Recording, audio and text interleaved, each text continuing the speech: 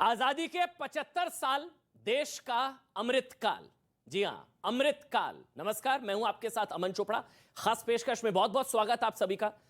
जब देश आजादी के 75 साल मना रहा है, जब भारत दुनिया की तीसरी सबसे बड़ी इकोनॉमी बनने की ओर बढ़ रहा है, जब भारत को दुनिया का ग्रोथ इंजन कहा जा रहा है, जब पूरी दुनिया में सिर्फ भारत ऐसा देश है जिसकी विकास दर 8.2% है, 8.2% है, जब भारत राष्ट्रीय सुरक्षा के लिए इंच इंच के लिए 56 इंच दिखा रहा है, जब भारत आतंकवाद से लेकर लाल आतंक का एनकाउंटर कर रहा है, तो कौन सी ऐसी ताकतें हैं जो भारत की तरक्की के रास्ते में स्पीड ब्रेकर बनने का काम कर रहे हैं? आज इसी पर चर्चा करेंगे। जो हम कह रहे हैं कि 75 साल नए भारत का अमृत काल, अमृत महोत्सव, आजादी के 75 वर्ष। भारत में अब देखिए हर घर तिरंगा पर भी टकराव हो रहा है, भारत में गला काट कट्टरता भी बढ़ रही है, भारत को इस्लामिक राष्ट्र बनाने की साजिशें हो रही है, 2047 तक इस्लामिक राष्ट्र बनाने की कोशिशें हो रही हैं, पीएफआई का डॉक्यूमेंट सामने आ रहा है, भारत के सामने 2.5 मोर्चे पर युद्ध की चुनौती भी है, जिसका जिक्र जनरल बिपिन रावत ने किया था कि 2.5 मोर्चे पर लड़ाई भारत लड़ रहा है। देश के लिए आतंकवाद बड़ी चुनौती, आतंकवादियों में वोट बैंक ढूंढने वाले भी चुनौती है। तो नए भारत के इस अमृत काल में चर्चा दरअसल आज इस बात की कि आजादी के वक्त भारत के भाग्य विधाता, नीति निर्माता, संविधान निर्माताओं ने देश को जिस रास्ते पर ले जाने का सपना देखा था, क्या आजादी के 75वें वर्ष के मौके पर देश उसी रास्ते पर है? क्या भारत के निर्माताओं ने जो सपना देश के लिए देखा था वो आजादी के 75 वर्ष बाद पूरा होने के रास्ते पर है या नहीं है? अगर नहीं है तो अमृत काल में वो विषय कौन कौन से हैं जो स्पीड ब्रेकर का काम कर रहे हैं भारत की तरक्की के रास्ते में? मैं चाहूंगा जोरदार तालियों के साथ स्वागत करिए सुधांशु त्रिवेदी, राज्यसभा सांसद, भारतीय जनता पार्टी के पक्ष रखेंगे। आपका सर बहुत बहुत स्वागत। आलोक शर्मा, कांग्रेस पार्टी के से पक्ष रखेंगे। आलोक जी आपका बहुत बहुत स्वागत। राजकुमार भाटी, समाजवादी पार्टी का पक्ष रखेंगे। राजकुमार भाटी जी बहुत बहुत स्वागत। मेरे साथ राष्ट्रीय जागरण अभियान की संयोजक सुबुही जी हैं, सुबुही खान। और देखिए बंगाल से विशेष तौर पर शो के लिए आए हैं बादल देवनाथ, टीएमसी, ममता की पार्टी का पक्ष रखेंगे। सुधांशु त्रिवेदी आपसे शुरू कर रहा हूं। शिकायत आप लोगों से ये रहती है, एक तो आप लोग सर्टिफिकेट बांटते हैं। राहुल गांधी का स्टेटमेंट मुझे डिबेट शुरू करने से पहले याद आ रहा है कि हम आजादी का अमृत महोत्सव मना रहे हैं। राहुल गांधी कहते हैं कि कम से कम उस देशद्रोही संगठन से जुड़े लोगों से नहीं सीखना, देशद्रोही संगठन से जुड़े लोगों से देशभक्ति नहीं सीखनी जिन्होंने तिरंगे का विरोध किया 52 साल। नए भारत का अमृत काल, देशद्रोही संगठन से जुड़े लोगों से सर्टिफिकेट नहीं चाहिए और ना ही उनसे सीखना है। सुधांशु त्रिवेदी। वैसे तो बड़ी मजे की बात यह है कि राहुल गांधी जी उसी संगठन के विरुद्ध बोलने के लिए कोर्ट से केस झेल रहे हैं। उन्होंने महात्मा गांधी जी की हत्या को लेकर आरोप लगाया था और जब वो कोई चीज साबित नहीं कर पाए तो कोर्ट ने कहा या तो माफी मांगिए या केस झेलिए। केस झेल रहे हैं तो उनके मन में जितना प्रकार का कष्ट, पीड़ा, आक्रोश होगा वो समझा जा सकता है। हाँ, उन 52 साल का मैं तिरंगे को लेके एक ये भी हिसाब देता हूं। उसी 52 साल में इस आजाद हिंदुस्तान में 10 साल ऐसे रहे, 1988 से 1998, जब इस देश में श्रीनगर में 26 जनवरी को और 15 अगस्त को गवर्नर भी झंडा नहीं फहरा सकता था और ये सारे लोग शांत रहे। और उसी दौर में जब 26 जनवरी 1992 को हमारे तत्कालीन राष्ट्रीय अध्यक्ष डॉक्टर मुरली मनोहर जोशी जी झंडा फहराने गए, जिस यात्रा के संयोजक उस समय युवा नेता के रूप में हमारे वर्तमान प्रधानमंत्री नरेंद्र मोदी जी थे, तो गिरफ्तार कर लिए गए कि झंडा नहीं फहराने देंगे, गिरफ्तार। अब सुनिए 2011 में जिस समय युवा मोर्चा के तत्कालीन राष्ट्रीय अध्यक्ष और आज के आईएनबी मिनिस्टर अनुराग ठाकुर के नेतृत्व में भाजपा युवा मोर्चा की यात्रा गई, तो उस समय हमारे दोनों सदनों के नेता प्रतिपक्ष अरुण जेटली जी, सुषमा स्वराज जी, अनंत कुमार जी और इंक्लूडिंग अनुराग ठाकुर जो बीजेवाईएम के अध्यक्ष थे, गिरफ्तार कर लिए गए। और इतना ही नहीं, याद करिए सन 2004 कर्नाटक का हुबली मैदान, उमा भारती जी मध्य प्रदेश की मुख्यमंत्री थी, जाके झंडा फहरा दिया तो उनके खिलाफ एफआईआर दर्ज होके मध्य प्रदेश पहुंच गई कर्नाटक पुलिस गिरफ्तार करने के लिए। तो भाई आजाद हिंदुस्तान का जवाब तो दे दो उन 52 सालों में तुम्हारे मन में क्या था? आपका ये एक मिनट, आपका ये समझा रहे हैं क्योंकि नेताओं की गिरफ्तारी हुई थी इसलिए 52 साल तिरंगा नहीं फहराया था। उसमें स्थिति ये थी कि उससे पहले चूंकि जो इंडियन फ्लैग एक्ट था 1950, उसके तहत कोई गैर सरकारी संस्थान झंडा नहीं फहरा सकता था। कांग्रेस पार्टी के ही सांसद थे नवीन जिंदल, जो इस मुद्दे को लेकर कोर्ट गए और कोर्ट का वह निर्णय शायद 2006 में आया था। उसके बाद यह हुआ कि आप गैर सरकारी सरकारी सभी संस्थानों को फहरा सकते हैं, उससे पहले सिर्फ सरकारी संस्थान ने फहरा सकते थे। तो राहुल गांधी बता दें, क्या आरएसएस सरकारी संस्थान था क्या? का जवाब दे दें। आलोक शर्मा जी, देशद्रोही संगठन, अच्छा चलिए वो छोड़िए, मैं डिबेट में आज डिबेट एक अच्छे नोट पर मैं शुरू करना चाह रहा हूं। हम लोग, मेरे को ये मैसेज जा रहा है, या जितने भी लोग हैं सबको एक मैसेज जा रहा है कि अमृतकाल में कम से कम एक आवाज आनी चाहिए। अब ये हो रहा है तेरा तिरंगा वर्सेस मेरा तिरंगा, तेरी देशभक्ति वर्सेस मेरी देशभक्ति, तेरा अमृतकाल वर्सेस मेरा अमृतकाल। ये मैसेज जा रहा है, ये बंटवारा लग रहा है, देशभक्ति में भी बंटवारा हो गया है मेरे ख्याल से। आलोक शर्मा, तेरा और मेरा तो किसने किया है पूरा देश देख रहा है। पिछले 8 वर्षों में मेरा और तुम्हारा किसने किया है ये पूरा देश देख रहा है। लेकिन मैं अब जानना चाहता हूं, सुधांशु भाई से बड़ी अच्छी बात कही, वहां पर गवर्नर झंडा नहीं फहरा पाते थे इसलिए 52 साल तक आरएसएस ने नहीं फहराया। क्या 26 जनवरी और 15 अगस्त को भी नहीं फहरा सकते थे? भाई हम तो छोटे छोटे स्कूल में थे तो हर 15 अगस्त को 26 जनवरी को ध्वजारोहण होता था और मिठाई बंटती थी। आरएसएस के कार्यालय में क्यों नहीं होती थी? मैं पूछना चाहता हूं, अब 3 कलर से 3 रंग से कोई आपत्ति तो नहीं आरएसएस को? उस टाइम तो थी कि 3 जो है अशुभ है, अब ये शुभ है अशुभ है। दूसरी चीज, आप बार बार कहते थे साहब भगवाई होना चाहिए, हिंदू कभी नहीं पहनाएंगे, तिरंगे को नहीं अपनाएंगे। ये तो आरएसएस की फिलॉसफी थी, हमारी थोड़ी ना थी। हमने तो तिरंगे के लिए लड़ाई लड़ी 1929 से लेकर और आज तक। उसमें लिखा है विश्व विजयी विश्व तिरंगा प्यारा, तिरंगा ऊंचा रहे सदा हमारा। ये ध्वज गीत है, ध्वज गीत के बोल हैं ये। क्या आज तिरंगा वास्तव में ऊंचाइयों को छू रहा है? घर घर तिरंगा होना चाहिए, कोई विरोध नहीं कर रहा है। हम तो स्वयं कांग्रेस पार्टी के ब्लॉक से लेकर और राज्यों तक तमाम यात्राएं निकल रही हैं, भारत जोड़ो यात्रा भी सामने आ रही है। लेकिन क्या घर घर महंगाई होनी चाहिए? घर घर तिरंगा होना चाहिए पहले? क्या घर घर जो बेरोजगारी बढ़ रही है, क्या उसके ऊपर कंट्रोल होना चाहिए? हमें तिरंगे से और घर घर तिरंगे से कोई आपत्ति नहीं। हमें आपत्ति इस बात से है कि आप इवेंट मैनेजमेंट करके अपनी नाकामियों को छुपाना चाहते हैं। हमें आपत्ति इस बात से, अगर 75 साल हो रहे थे तो आपने खादी के झंडे की जगह चाइना से पॉलिस्टर का झंडा क्यों इंपोर्ट किया? हमें आपत्ति इस बात से है कि आप जबरदस्ती क्यों कर रहे हैं। आज ही हरियाणा का एक वीडियो आया है, राशन की दुकानों पे अगर आप तिरंगा 20 रुपए नहीं देंगे तो 5 किलो राशन काट लिया जाएगा। ये कौन सा राष्ट्रवाद है भाई? हमने तो चांद पर भी तिरंगा भेज दिया, मंगलयान तक भेज दिया कांग्रेस पार्टी ने, अपने दुश्मनों के 2 टुकड़े भी कर दिए। क्या ये सच नहीं है?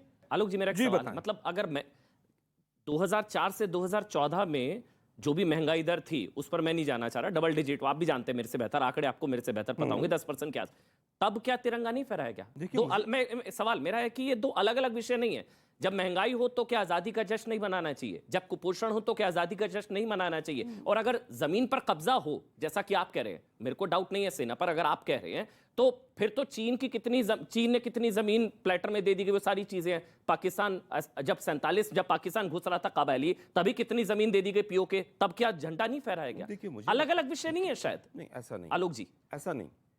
इस तरह से चाइना से पॉलिस्टर के झंडे मंगाकर, फ्लैग कोड को बदलकर, 2 व्यापारियों को फायदा देकर, आज दुर्भाग्य देश का यह है कि जो 23 और 18 इंच का जो झंडा था, जो 7-8 रुपए कीमत थी आज से 1.5 महीने पहले, आज 25 और 30 रुपए का हो गया। तिरंगे के ऊपर, एक मिनट, तिरंगे के ऊपर ब्लैक मार्केटिंग हो रही है, होर्डिंग हो रही है। और जो तिरंगा बनाने वाली मूल संस्था थी, कर्नाटक खादी ग्राम उद्योग संघ, वो हड़ताल पर। अच्छा, इन सारे विरोध के बावजूद आप प्रधानमंत्री नरेंद्र मोदी की हर घर तिरंगा की मुहिम का समर्थन करते हैं? देखिए, मुझे लगता है कि तिरंगे का समर्थन करना तो हर भारतीय का नैतिक अधिकार है, आप और करना ही चाहिए। तो फिर प्रधानमंत्री नरेंद्र मोदी की हर घर तिरंगा मुहिम का आप समर्थन करते हैं? हम साथ साथ उनसे तमाम चीजें डिमांड भी करते हैं। समर्थन करते हैं, तमाम चीजें डिमांड भी करते हैं। समर्थन कि करते हैं। हर घर पर तिरंगा इनका थोड़ी ना सर। आलोक जी, मैं आपसे पता क्यों बार-बार तिरंगा पूरे हिंदुस्तान का। आज ये सारे लोग यहाँ पर देख रहे हैं। नहीं, देखिए, आप एक मिनट मेरे को बोलने दीजिए, मैंने आपको नहीं टोका, क्योंकि त्रिवेदी जी का टाइम है। यहाँ पर जितने लोग इस वक्त देख रहे हैं, मैंने भी इसलिए डिबेट शुरू करी थी कि ये इनका तिरंगा आपका तिरंगा थोड़ी ना है, ये तो देश का तिरंगा है। आप सुनिए ना मेरा, अगर ये लोग तिरंगा फहराने के लिए बोल रहे हैं, कल को कहेंगे सांस लेना जरूरी, तो सांस लेना थोड़ी ना छोड़ देंगे। अगर इन्होंने कहा तिरंगा फहराना जरूरी, तो तिरंगा का विरोध थोड़ी ना होगा। मैं कह रहा हूं, एक आवाज में आप भी बोलिए ना कि प्रधानमंत्री नरेंद्र मोदी की हर घर तिरंगा का हम समर्थन करते हैं। मुझे लगता है मैंने जितनी कमियां गिनाई हैं अभी, आप समर्थन करते हैं। एक मिनट सर, हर घर तिरंगा का जो कमियां हैं, अगर उनको कमियों को दूर किया जाता तो हम जरूर बहुत और ज्यादा बढ़ चढ़कर समर्थन करते। अच्छा ठीक है, सुधांशु त्रिवेदी जी, कोई सवाल नहीं, जो आपने बोला आप जवाब दे दीजिए, फिर मैं आऊंगा। इन्होंने कहा 2001 में नागपुर में एफआईआर दर्ज करी है। 2001 में सरकार किसकी थी महाराष्ट्र में? कंप्लेंट किसने की थी? सरकार तो इनकी थी, कंप्लेंट एफआईआर किसने की दर्ज थी? की, एफआईआर के बाद नहीं, पुलिस गिरफ्तारी करती, कंप्लेंट में गिरफ्तारी कर लेती है। कंप्लेंट में लिखा गया कि आपकी जबरदस्ती सरकार ने फहराया गया। अब देखिए, मैं बोला नहीं था, नहीं शांति नहीं से सुधांशु भाई देखिए, गलत फैक्ट नहीं एक एक करके बोलेंगे ना, बोलिए, एक-एक बोलिए, करके। आपके बीच में एक शब्द नहीं बोले। बोलिए, अरे कुछ नहीं बोला मैंने। बोलिए बोलिए। तो साफ हो गया, 2001 में जिसकी सरकार थी उसने गिरफ्तार किया, तो मामला झंडे का था या कोई और घटना का था, वह इनकी सरकार ने किया है। तो अब देखिए कैसा आगे हम बदल। दूसरा सिर्फ एक फैक्ट, इन्होंने कहा झंडे की ब्लैक मार्केटिंग हो रही है। सब ब्लैक मार्केटिंग तो उस चीज की होती है, इसकी डिमांड सबसे ज्यादा होती है। इसका मतलब आज जनता सबसे ज्यादा खरीदना चाह रही है, तभी जिस चीज की कमी हो जाती है उसी के तो होता है। तो यह अपनी बात में तीसरा फैक्ट, इन्होंने कहा 50 साल की सबसे बड़ी बेरोजगारी। साहब अपने अपने मोबाइल खोलिए, 50 साल पहले 1972 भारत की ग्रोथ रेट कितनी थी? आज है 8.5%। 1972 -0.55%, -0.55%, 50 साल की सबसे बड़ी। 1973 महंगाई की दर 26%, 1974 28%। जाके चेक करिए, उसी जमाने का वो गाना है, पाउडर वाली लाइन की, पाउडर वाली दूध की, पाउडर वाले दूध की मलाई मार गई, राशन वाली लाइन की लंबाई मार गई, और बाकी जो बचा था वो महंगाई मार गई। अब सुनिए, 1970 1980 2% रेट ऑफ ग्रोथ पूरे दशक में। 1991 1 बिलियन से नीचे हो गया फॉरेन एक्सचेंज रिजर्व। सोना गिरवी रख दिया गया फरवरी 91 में। अगस्त 91 में रुपए का डिवैल्यूएशन कर दिया गया। उससे ज्यादा प्रचंड बेरोजगारी।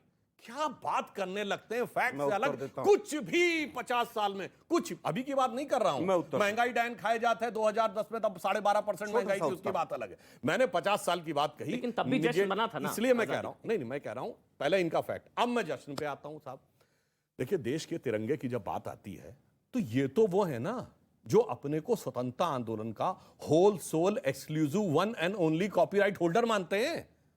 तो इनको सबसे आगे आना चाहिए था। अरे भाई तुम तो हटो हटो, हम सबसे आगे आएंगे, हम तो सबसे ज्यादा करेंगे। अब ये कह रहे हैं कि मेरा तिरंगा तेरा। गलती क्या होती है? जैसे आज मैं युवा पीढ़ी से पूछूं, आज ये ब्रांड हो गया ना कि वंदे मातरम सिर्फ भाजपा वाले संघ व भाजपा कार्यक्रमों में नारा लगता है। वंदे मातरम हमारा था क्या? ना, इनका था।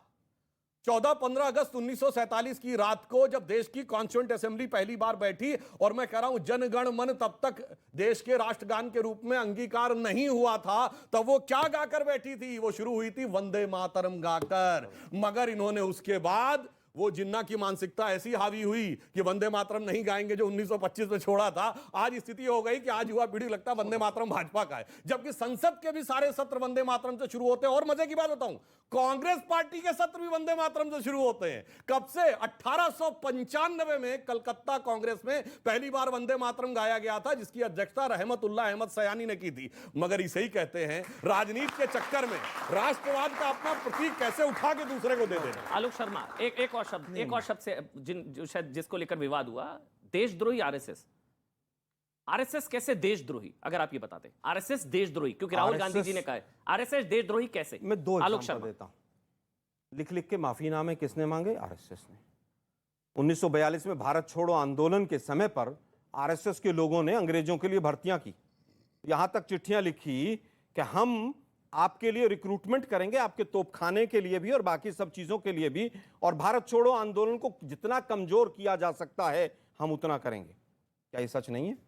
जिसने स्वतंत्रता आंदोलन में स्वतंत्रता आंदोलन का, स्वतंत्रता सेनानियों का विरोध किया हो, उसको देशभक्त कहेंगे आप?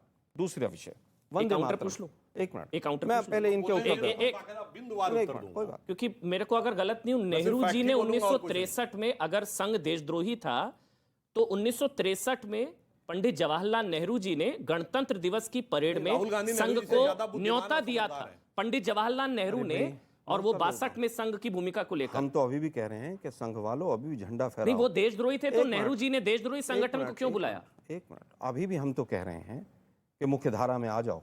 पंडित नेहरू ने भी प्रयास किया कि देशद्रोही भी व्यक्ति को मुख्य धारा में लाने के लिए। वो 62 में लड़ाई के योगदान के लिए। फिर मैं कह रहा हूं केवल योगदान के लिए। 62 में लड़ाई के 26 जनवरी में केवल योगदान के लिए नहीं था, ये था कि भी मुख्य धारा में आप आइए। 62 में लड़ाई नहीं नहीं नहीं नहीं नहीं नहीं नहीं। ये आलोक जी हम हिस्ट्री नहीं डिस्टॉर्ट कर सकते। आप बताइए अगर मैं गलत कह रहा हूं, आप बोलिए, टाइमर आपका रहेगा, कोई बीच में नहीं बोलेगा। मेरा एक सवाल है, स्वतंत्रता आंदोलन में आपने बोला स्वतंत्र, एक मिनट, एक सवाल है, आरएसएस देशद्रोही, आजादी की लड़ाई में जो अभी शायद क्विट इंडिया मूवमेंट को लेकर भी आप कांग्रेस पार्टी ने मुहिम छेड़ी कि क्विट इंडिया मूवमेंट के वक्त आरएसएस कहां था, आपने कहा देशद्रोही था। मेरा सवाल यह है, जवाहरलाल नेहरू ने 1962 में आरएसएस की भूमिका की वजह से 1963 में गणतंत्र दिवस की परेड में संघ को, एक देशद्रोही संगठन को, नेहरू जी ने न्योता क्यों दिया था? बहुत से आतंकवादियों को मुख्यधारा में लाने के लिए तमाम सरकारों ने मंत्री भी बनाए। आप कह रहे हैं नेहरू जी ने आतंकवादियों को बुलाया था? मैं आतंकवादियों की बात नहीं कर रहा, मैं एक एग्जाम्पल दे रहा हूं। बीजेपी ने जम्मू कश्मीर में पूर्व आतंकवादी को मंत्री बनाया। क्यों बनाया? कि आज आप नेहरू जी की तुलना कर रहे हैं, बीजेपी ने मैं तुलना नहीं कर रहा, परेड में, मैं कह रहा हूं कि दिवस की अरे भाई, परेड में मुख्य धारा में आने के लिए तमाम काम किया जाता है। एक मिनट, बीच में एक प्लीज, पूरा टाइम दूंगा, एक मिनट। जी जी जी। जिस संगठन ने पूरे समय तक अंग्रेजों का साथ दिया हो, उसको हम देशभक्त कैसे कह सकते हैं? नेहरू जी से पूछिए सर। अमन चोपड़ा नेहरू थोड़ी जी ना ने, बताएंगे। मैंने बता दिया ना, मेरे को